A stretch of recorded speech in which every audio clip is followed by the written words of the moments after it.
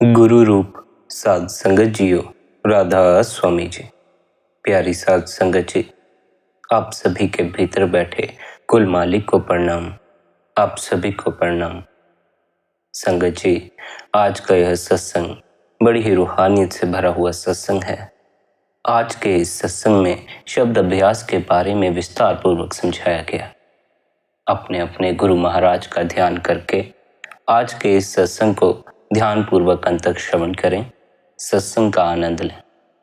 सत्संग के वचन हैं, निर्मल ज्योत सर्व जग जीवन, गुरु अनहद शब्द दिखाइया। सारी सृष्टि को जीवन देने वाला प्रभु खुद निर्मल ज्योति है, जिस ज्योति का दीदार गुरु अनहद शब्द के द्वारा करवा देता है।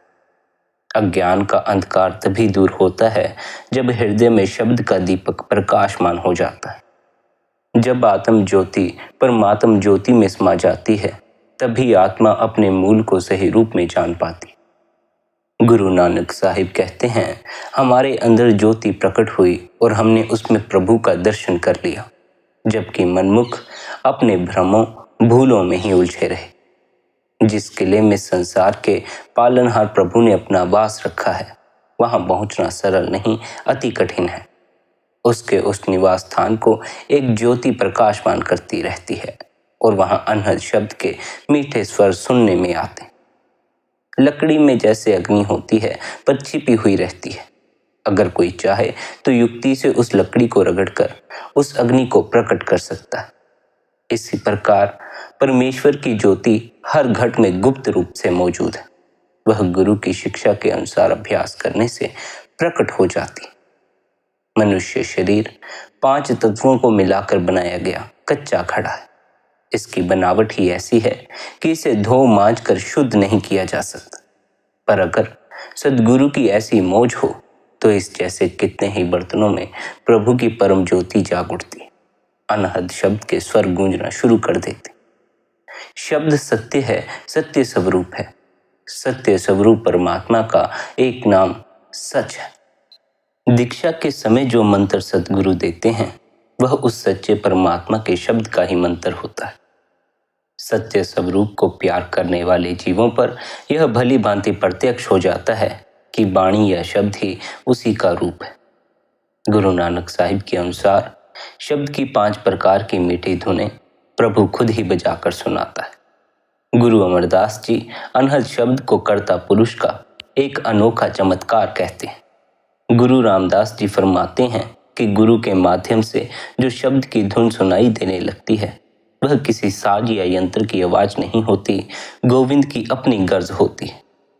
गुरु अर्जुन साहिब के शब्दों में अनहद शब्द परमेश्वर की अति सुंदर रसमय उपमाओं से अतीत वाणी है और वह संतों को प्रिय ही नहीं, उनके जीवन का आधार है। यही वह साधन है जिसके द्वारा वह अपने अस्तित्व, अपनी मौजूदगी, व्यापकता को प्रकट करता और उसका अनुभव कराता। चाहे कहने सुनने में यही आता है कि प्रभु सचखंड में बसता है, लेकिन फिर भी वह परमात्मा हमसे कदापि दूर नहीं। हमारे मुख से निकला हर लफ्ज उसके कानों में पड़ता है। हमारी की गई कोई हरकत उसकी दृष्टि से ओझल नहीं रहती। वह हर समय हमारे सम्मुख होता है शब्द के रूप में, तो भी हम अभागे जीव उसके अस्तित्व का अनुभव नहीं कर सकते। उस परमात्मा ने प्रत्येक हृदय में अपने शब्द का दीपक जलाया हुआ है। ऐसा कोई भी जीव नहीं जिसके अंदर वह मौजूद नहीं। प्रभु की सच्ची वाणी उस शब्द के रूप में, जिसका भेद गुरु बताता है, संसार के कण कण में समाई हुई है। जो शब्द गुरु अपने शिष्य के मन में बसाता है, वह अगोचर अपरंपार परमेश्वर ही तो होता है। शब्द कर्ता की सृजन शक्ति है। जितनी भी सृष्टि दिखाई देती है, शब्द द्वारा ही रची गई है।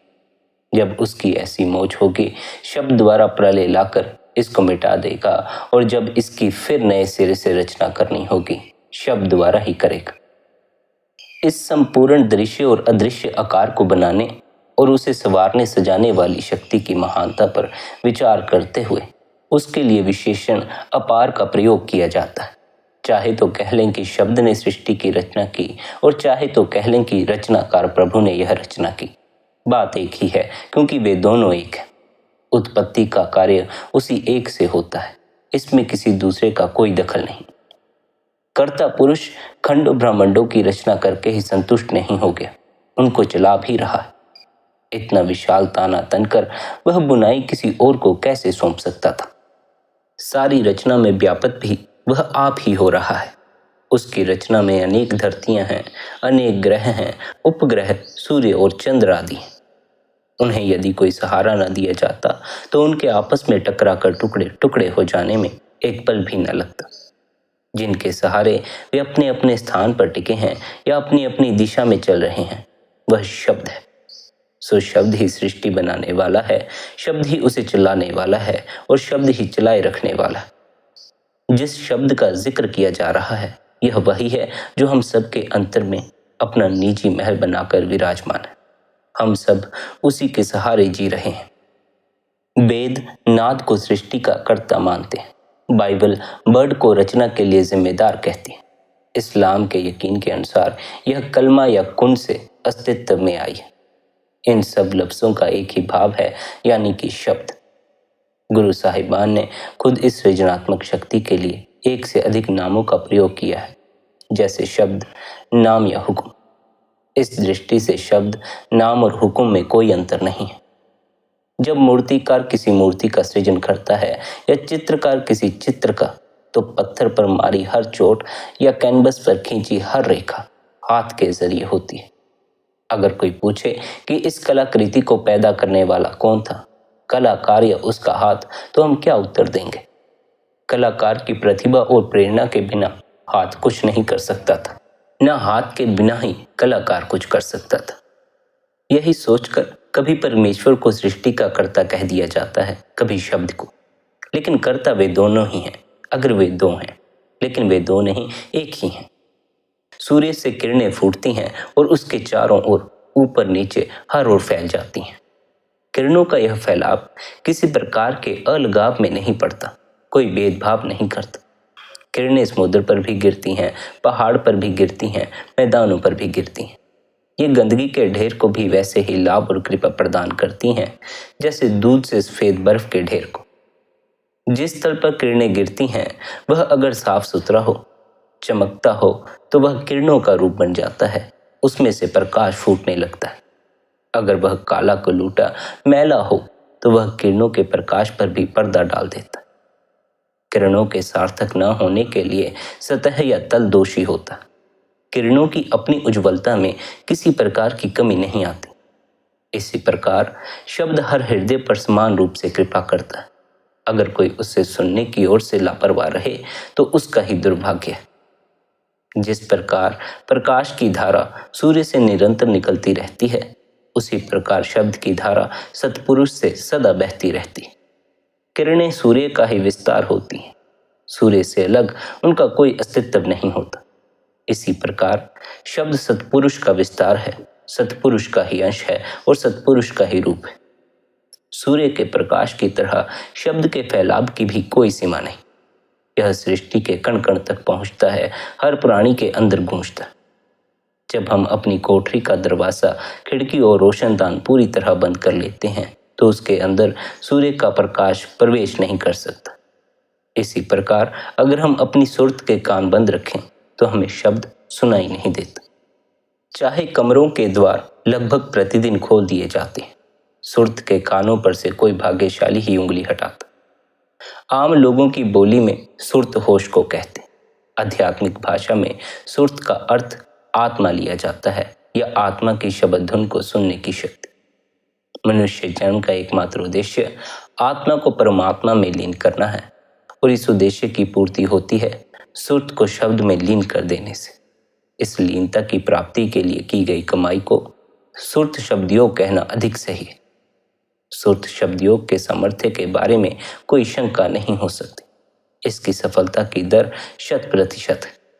अचूक होने के साथ साथ यह अभ्यास आसान भी बहुत है। फिर भी कोई विरला भाग्यशाली इस राह पर आता है। जन्म जन्मांतरों के किए गंदे कर्मों के फलस्वरूप हमारे अज्ञानी मन और बुद्धि शरीर को ही अपना सब कुछ समझने और मानने लगते हैं। शरीर का तापमान 1-2 दर्जे बढ़ जाए तो हम कहते हैं कि मुझे बुखार हो गया। किसी कारण मांस या चर्बी में कमी आती दिखाई दे तो हम अपने मिलने वालों से कहते हैं, मैं तो सूखता जा रहा हूँ। यथार्थ में तन आत्मा का ओढ़ना है।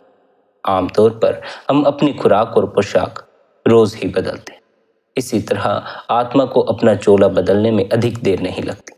अगर कोई एक योनि भोगते हुए कुछ वर्ष बीत जाते हैं, जैसे कीड़ों कीटाणुओं जैसी योनियां कुछ दिनों में ही खत्म हो जाती हैं, तो आत्मा नया जामा पहन कर आ जाती है। भ्रम में उलझा मन नश्वर शरीर और क्षणभंगुर सुखों स्वादों के लिए ही तरह तरह से भटकता फिरता। उसके मार्ग भ्रष्ट होने की सुविधा के लिए 9 दरवाजे हर समय खुले रहते। वह कभी भी चला जाए, कहीं भी चला जाए। इसके विपरीत उसकी सही मंजिल का एक ही रास्ता ब्रज के कपाटों से बंद है। प्रभु की दया से कोई पूर्ण सद्गुरु मिलता है, तभी उसके खुलने का योग बनता। सुरत शब्द योग के अभ्यास की विधि बहुत ही सरल है। मन को गलत दिशाओं में भटकाने वाले 9 द्वारों से होकर बाहर भागने से रोका जाता है और तब वह अपने सही स्थान और अपने सही केंद्र में आंखों के पीछे टिक कर बैठ जाता। इस स्थान को संतों महात्माओं ने अलग अलग नाम दिए हैं, जैसे 10वां दरवाजा, तीसरा तिल, घरदर, मुक्ति का द्वार, शिव नेत्र आदि। पर भाव सबका एक ही है। यह वह स्थान है जहाँ सत्पुरुष से उत्पन्न शब्द हर क्षण हर पल धुनकारें देता है। जिस प्रकार आग में प्रकाश होता है और गर्मी भी होती है, शब्द में प्रकाशित करने या चमकाने का सामर्थ्य होता है और जलाने का भी। इसका अभ्यास करने से इसकी आग जीव के अनेक जन्मों में इकट्ठे किए गए कर्मों को जलाती जाती है। उसका मन निर्मल होता चला जाता है और ऊंचे मंडलों की ओर उड़ान भरने के लिए हल्का हो जाता। आंतरिक आंख पर से अज्ञान का मोतिया बिंद उतर जाने से उसे शब्द के प्रकाश का अनुभव होने लगता है। शब्द की धुन से उसे दिशा तथा ज्योति से मार्गदर्शन मिलता है और इस तरह वह सहज ही अपने मार्ग के पड़ाव बारी बारी पार करते हुए अपने निश्चित मुकाम शब्द के स्रोत पर पहुंच जाता है, अर्थात सत्पुरुष की दरगाह में पहुंच जाता है। किरण का पीछा करने से सूर्य तक पहुंचा जा सकता है। मार्ग भूलने का कोई डर नहीं हो सकता।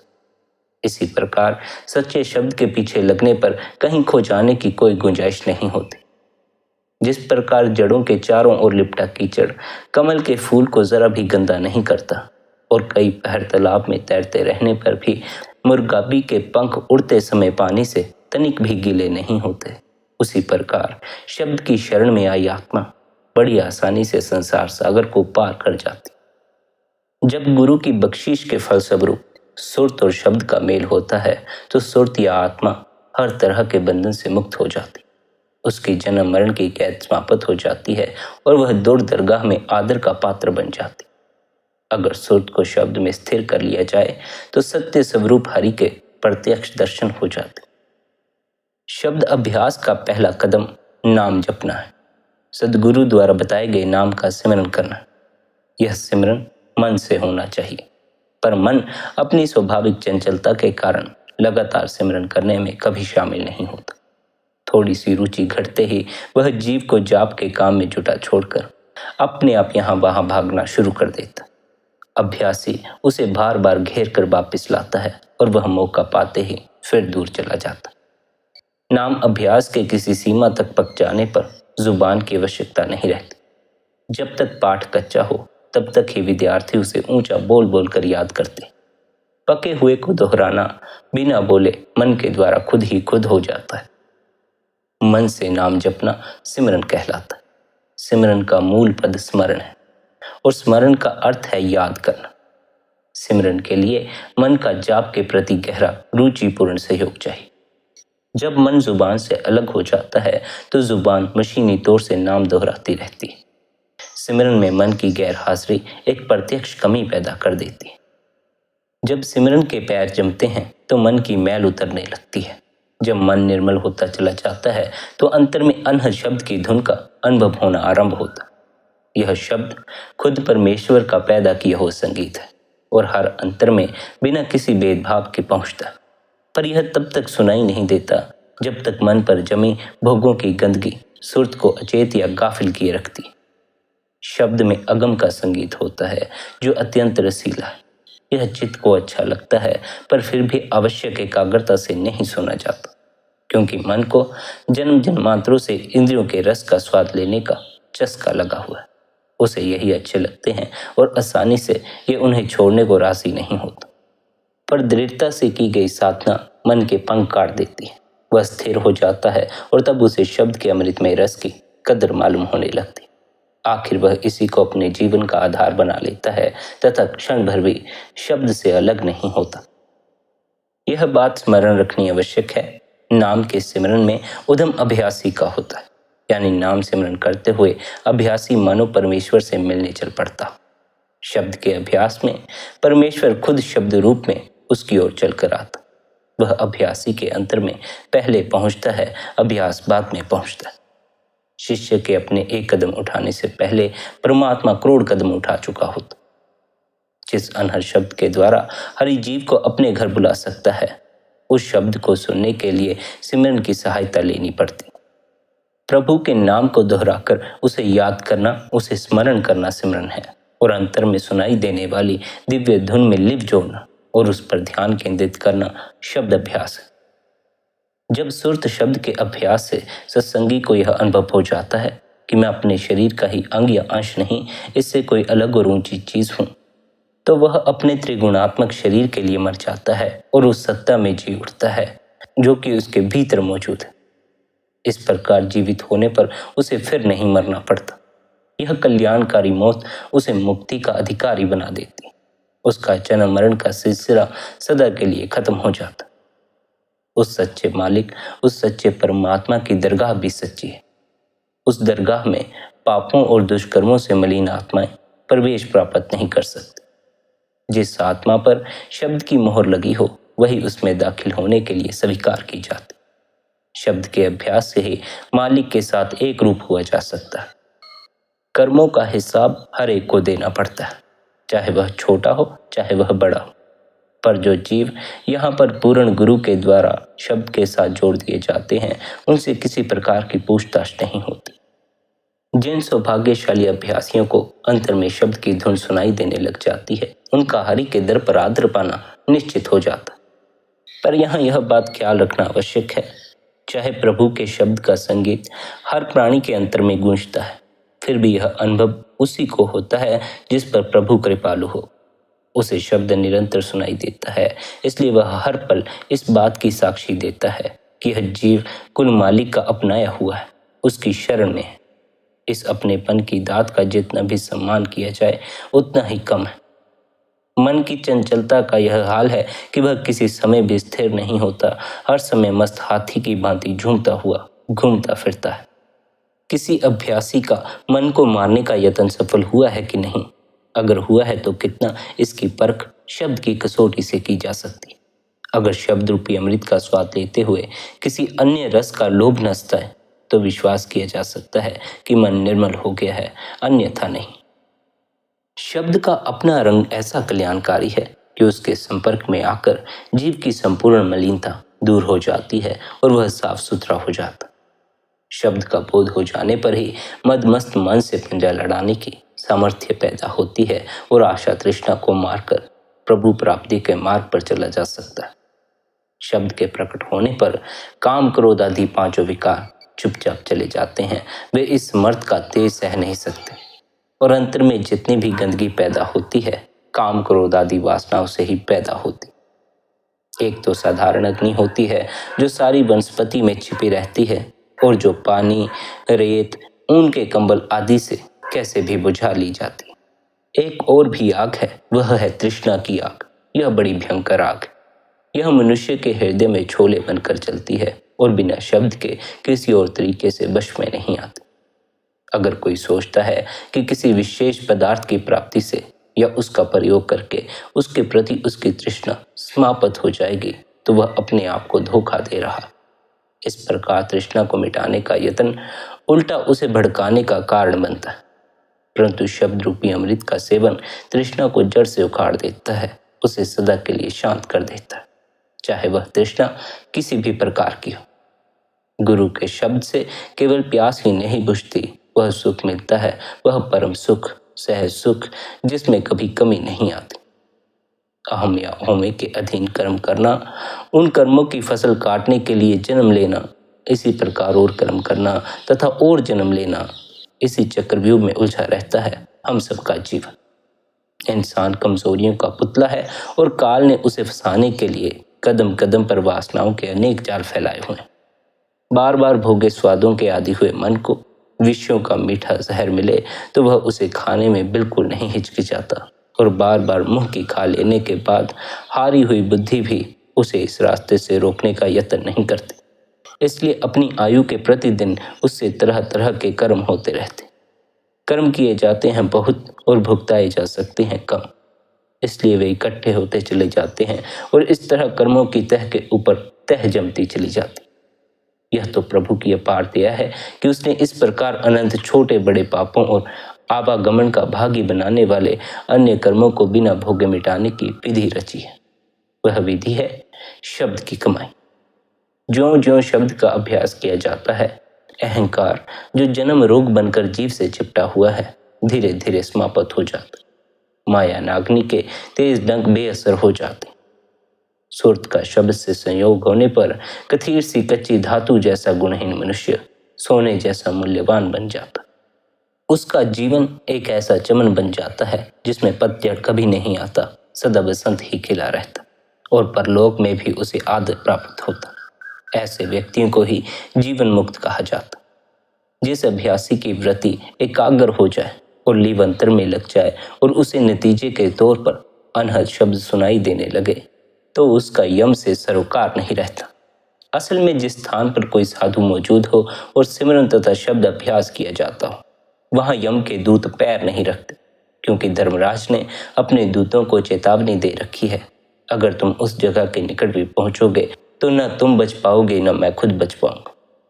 इसलिए शब्द अभ्यासी को यम का कोई खौफ नहीं रह जाता। शब्द कर्ता पुरुष का विस्तार है, उसी का रूप है। जो भाग्यशाली आत्माएं अभ्यास करके शब्द में समा जाती हैं, शब्द से अभेद हो जाती हैं, उनको दोबारा वियोग नहीं सहना पड़ता, क्योंकि यह मेल स्थायी होता है और संपूर्ण भी। वे प्रभु में भी स्वाभाविक ही मिल जाती हैं। शब्द में इस तरह कौन सी आत्माएं समाती हैं? वे आत्माएं जिनका प्रभु से मिलना, उससे एक रूप होना धूर से सच्ची दरगाह से निश्चित किया गया। जिस आत्मा को परमात्मा अपने साथ मिलाना चाहता है, उसे वह सद्गुरु की संगति में लाता है और सद्गुरु उसे सच्चे शब्द में समाने के मार्ग पर लाकर परमेश्वर से एक रूप कर देता। अगर अहम भाव को त्याग कर खुद को शब्द में मिटा दिया जाए, शब्द में लीन कर दिया जाए, तो ऐसा अनंत जीवन प्राप्त हो जाता है कि फिर मरना नहीं पड़ता। मनुष्य जीते जी मुक्त हो जाता। शब्द सुरत का गुरु है, बड़ा ही दयालु और उदार हृदय गुरु है। अगर मन में इस गुरु का प्रेम जाग उठे, अगर मन पर उस प्रेम का रंग चढ़ जाए, तो आत्मा गुरु के द्वारा हरि में लीन हो जाती। शब्द में रच जाने की, शब्द में समा जाने की अवस्था कितनी रसमय है, इसका बयान करना बड़ा ही कठिन है। परमात्मा से बिछड़ी और मन के वश पड़ी आत्माएं बुरे कर्मों में लथपथ हो जाती। जो कभी ऊंचे से ऊंची थी, पतन के गहरे खड्डे में जा गिरती हैं। जब सद्गुरु शब्द द्वारा होमे और द्वैत के पर्दे उतार देता है, तो वह फिर से निर्मल हो जाती है, सत्य स्वरूप में समाने के योग्य हो जाती। जब तक वह शब्द द्वारा भिन्न नहीं जाती, प्रभु के दरबार में प्रवेश प्राप्त नहीं कर सकती। हृदय में शब्द के बस जाने पर आत्मा को अपने मूल की पहचान हो जाती है। जबकि यह छलांग हर एक नहीं लगा सकता, लेकिन जो भी शब्द को भेदने में सफल हो जाता है, उसे सचखंड का स्वामी अवश्य अपने महल में बुला लेता है। प्रभु अगर अभ्यासी के सामने आकर खड़ा हो जाए, वह तो भी नहीं जान सकेगा कि यह प्रभु है, क्योंकि जैसा हमें बताया गया है, प्रभु का न कोई चिन्ह है, न रंग रूप है, न वर्ण है, न जाति। सो उसकी पहचान तभी हो सकती है जब कोई पास खड़ा होकर बताए कि यह वह है, यह परमात्मा है, और बताने वाले ने खुद उसे देखा।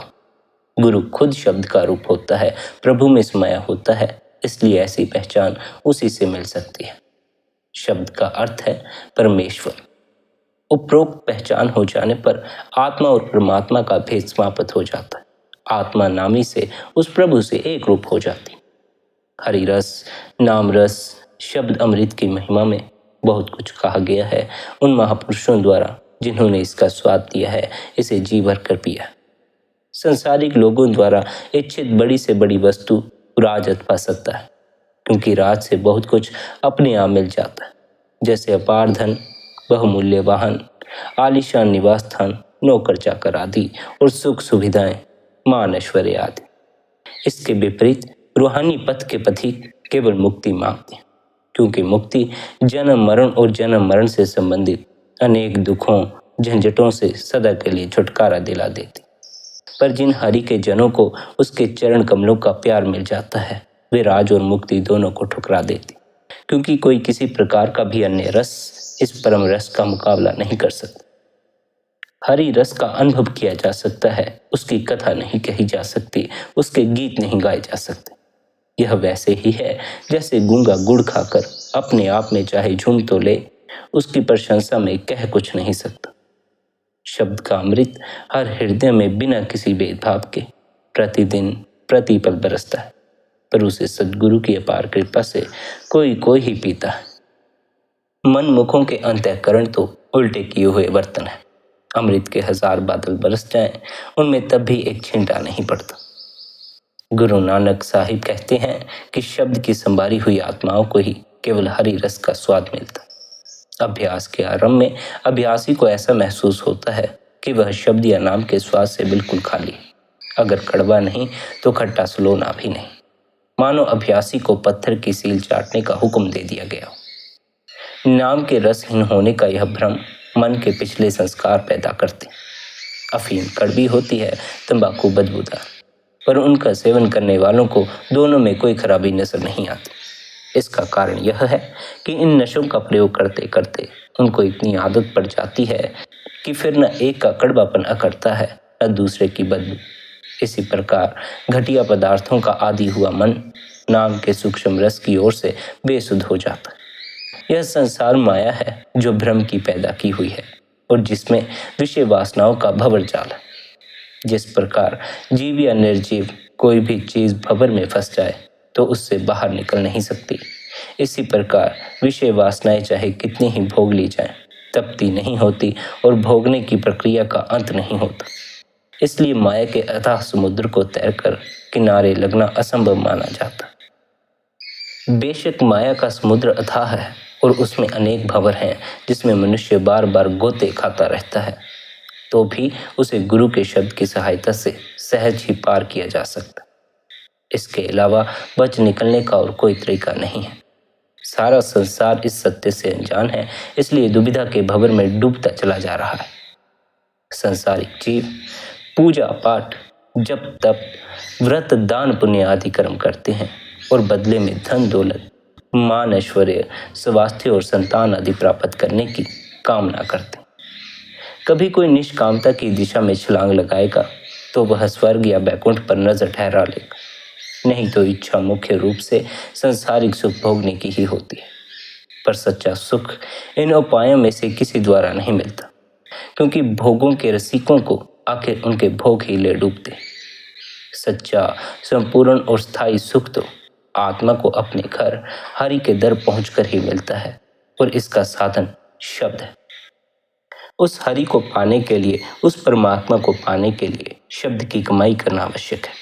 पर अज्ञानी लोग वहमों और भ्रमों में भटकते हुए ऐसे कर्मों के भागी बन जाते हैं जिनके लिए दरगाह में सजाएं भोगनी पड़ती। परमात्मा के दरबार में प्रवेश प्राप्त करने के लिए शब्द की मोहर लगाना जरूरी है। इसलिए प्रभु के प्रेमी शब्द का अभ्यास करते हैं और इस तरह उसके साथ एक रूप हो जाते।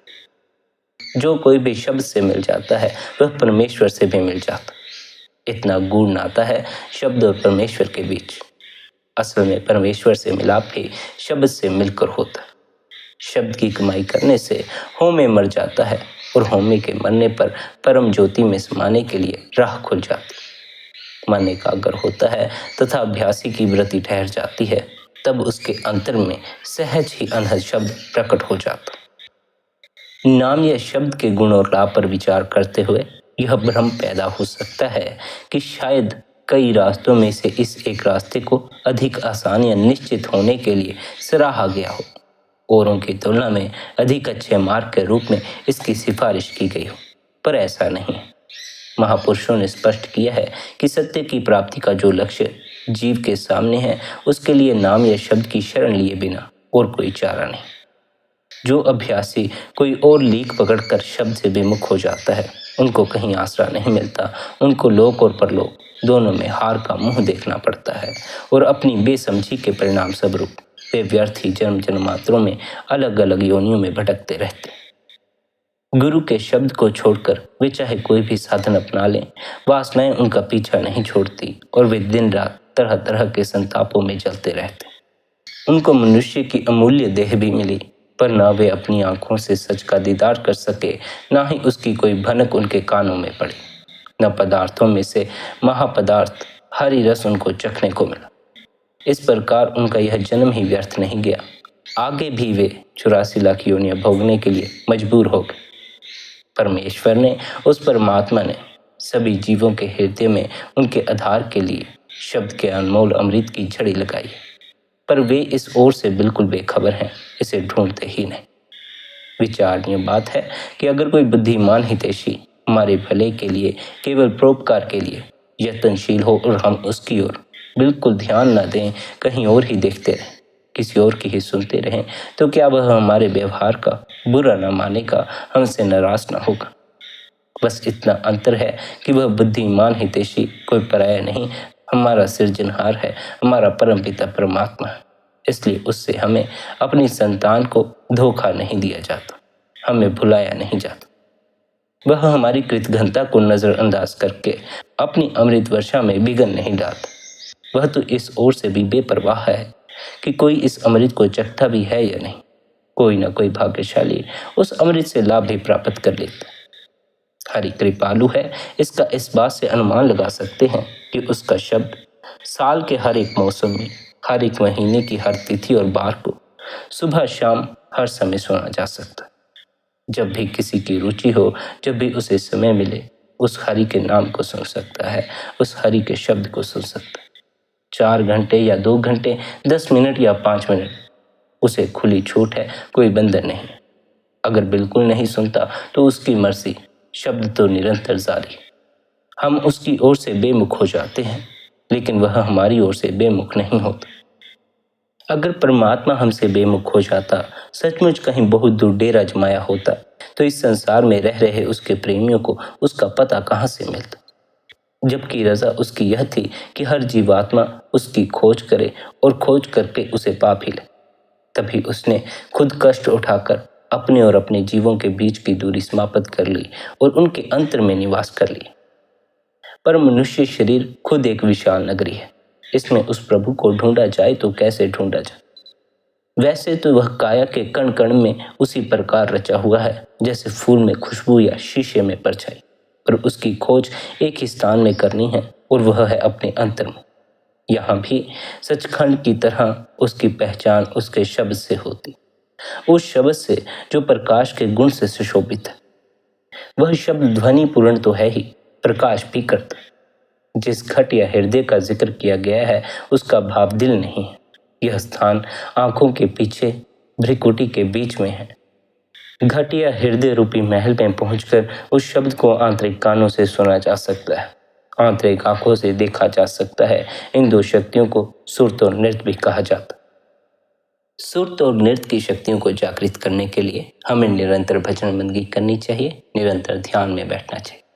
जितना आप अपने भीतर ध्यान टिकाएंगे, जितना भीतर देखेंगे, जितना भीतर सुनने का प्रयास करेंगे, उतना ही भीतर का संगीत, भीतर का प्रकाश सुनाई पड़ना शुरू हो जाएगा। प्रतिदिन भजन बंदगी करोगे तो धीरे धीरे ये शक्तियां जागृत हो जाएंगी। फिर प्रकाश का भी दर्शन हो जाएगा, शब्द भी सुनाई पड़ना शुरू हो जाएगा। भजन सिमरन करते समय इस बात का ख्याल रखना है, सिमरन जुबान से ही होता ना रह जाए, मन भी सिमरन में लगा हुआ हो। मन द्वारा सिमरन करते समय अपने ख्याल को तीसरे तिल पर टिका कर रखना। सिमरन की गति इतनी तेज नहीं होनी चाहिए कि उससे भीतर तनाव पैदा हो जाए, और सिमरन की गति इतनी धीमी भी नहीं होनी चाहिए कि उससे भीतर विचार पैदा हो जाए। सहज ढंग से सिमरन का जाप करना है। पहले बोल बोल कर सिमरन करना है, फिर उस सिमरन को मन द्वारा करना। बस यह ख्याल रखना, मन द्वारा सिमरन करना बड़ा आवश्यक है। अगर मन सिमरन में ना लगा हुआ होगा तो सिमरन का कोई फल नहीं निकलेगा। फिर उस शब्द की ध्वनि आपको सुनाई ना पड़ेगी, भीतर पूर्ण एकाग्रता कायम ना हो सके। मन को सिमरन में लगाना है, क्योंकि मन ही बाहर दौड़ता है, इसे ही ठहराना। इसी का दौड़ना हमें उस शब्द में प्रवेश नहीं करने देता। इसका शोर हमें उस शब्द को सुनने नहीं देता। मन जब शांत हो जाता है, मन जब भीतर ठहर जाता है, शब्द की ध्वनि सुनाई पड़ना शुरू हो जाती। सिमरन करते समय यह भी ख्याल रखें, मन बार बार भागने का प्रयास करेगा। मन बार बार कोशिश करेगा कि आप सिमरन ना कर सकें। यह आपको कई तरह के ख्यालों में उलझाने की कोशिश करेगा, कई तरह के भोगों में उलझाने की कोशिश करे, लेकिन इसका साथ नहीं ले लेना है, बल्कि इसे गुरु के सिमरन में बार बार लगा लेना। जितनी बार यह भटके उतनी बार इसे सिमरन में लगा लेना। सिमरन की सहायता से हमें अपने अंतस में गूंजते शब्द से जुड़ जाना। गुरु द्वारा दिया नाम अंतस में गूंजते नाम से जोड़ता है। गुरु द्वारा दिया वर्णात्मक नाम हमें धुनात्मक नाम से जोड़ देता है। धुनात्मक नाम से जुड़ना ही हमारा असल उद्देश्य है, क्योंकि धुनात्मक नाम से जुड़कर ही हम अपने असल घर सचखंड में प्रवेश पा सकते हैं, उस परमात्मा से मिलाप कर सकते हैं। शब्द ही हमारी सुरत को खींचना शुरू करता, इसलिए शब्द से जुड़ना बड़ा ही आवश्यक है। नाम के सिमरन द्वारा, वर्णात्मक नाम के सिमरन द्वारा धुनात्मक नाम तक पहुंच जाना, फिर अपनी लिव को उसमें लीन कर देना। जब शब्द सुनाई पड़ना शुरू हो जाए, फिर उस शब्द को सुनने के लिए समय निकालो, फिर निरंतर उस शब्द को सुनो। उसे सुनते सुनते ही पहुंचना हो जाएगा, उसे सुनते सुनते ही परमात्मा से मिलन हो जाए। शब्द मार्ग इसीलिए सबसे सरल मार्ग है, क्योंकि इसमें केवल शब्द को सुनना होता है और सुनते सुनते ही पहुंच जाना होता है। कुछ और करने की कोई आवश्यकता नहीं। आप लेटे लेटे भी शब्द को सुन सकते हैं, बैठे बैठे भी शब्द को सुन सकते हैं, चलते फिरते भी शब्द को सुन सकते हैं। यह सबसे आसान रास्ता है, केवल इसीलिए कि इसमें सिर्फ सुनना होता। जिन्हें शब्द सुनाई पड़ना शुरू हो जाता है, वे अगर शब्द में अपने आप को लीन कर दें तो शब्द उनका उद्धार कर देता है, उन्हें जन्म मरण के चक्कर से मुक्त करवा देता है। शब्द की ऐसी अपार ताकत, ऐसी अपार शक्ति हम सभी के भीतर मौजूद है, या यूं कहो वह परमात्मा हमारे भीतर मौजूद है। जो भीतर है उसे भीतर उतर कर ही खोजा जा सकता है, जो भीतर है उसे भीतर जाकर ही पाया जा सकता है। भीतर की किसी चीज को बाहर से उपलब्ध नहीं किया जा सकता। बाहर से तो बाहर की चीजें ही इकट्ठी होती हैं, बाहर से तो बाहर के सुख दुख ही इकट्ठे होते, लेकिन जो भीतर का आनंद है वह भीतर उतर कर ही हासिल होता। इसलिए हमें अपने अंतस में उतरना है। अंतस में उतरने के लिए निरंतर हमें भजन मंदगी में बैठना है, निरंतर ध्यान में बैठना।